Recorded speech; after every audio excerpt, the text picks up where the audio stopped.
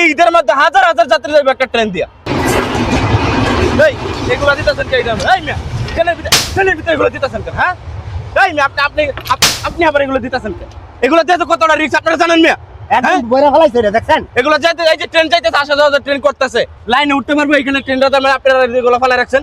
হ্যাঁ লাইনে উঠতে পারবো। এই ঈদের মধ্যে হাজার হাজার যাত্রী যাবে একটা ট্রেন দিয়া। যদি একটা দুর্ঘটনা ঘটে তখন কি করবেন? আপনারা কেউ অবুঝ পোলাপান মানুষ, আপনারা বুঝেন না বিষয়গুলো। এই যে ট্রেনের ভিতরে এই যে পাথরগুলো দিতেছেন, এগুলো কি দেওয়া ভালো?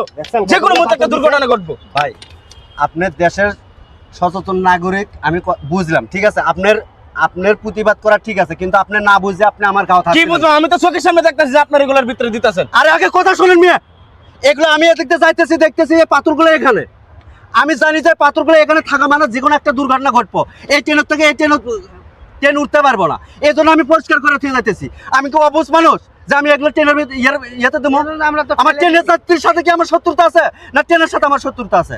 আমি পরিষ্কার করে দিয়ে যাইতেছি। আপনি যেমন এই দেশের একটা সচেতন নাগরিক, আমি এরকম এই দেশের সচেতন নাগরিক। এই জন্য আমি এই কোন টুকাই পোলাবান এগুলো দিয়ে গেছে, যারা বোঝে না সোজা তারা দিয়ে গেছে, কোনো পাগল ছাগল দিয়ে গেছে। এই জন্য আমি এগুলো পরিষ্কার করতেছি। আপনি না বুঝে আমার গাও হাত তোলা শুরু করেছেন। সরি ভাই, আসলে আমি বুঝতে পারিনি। আমি মনে করছি যে আপনি এগুলো দিতেছেন কিনা, এই জন্য ভাই। আমরা কি ভাত মাছ খাই অনেক না? রিস্ক রে ভাই, অনেক রিস্ক। এই যে ট্রেনে ভাই যে এগুলো দিয়ে রাখছে, একটা ট্রেন দুর্ঘটনা ঘটলে এই যে ঈদের মধ্যে মানুষজন যাইবো বাড়িতে,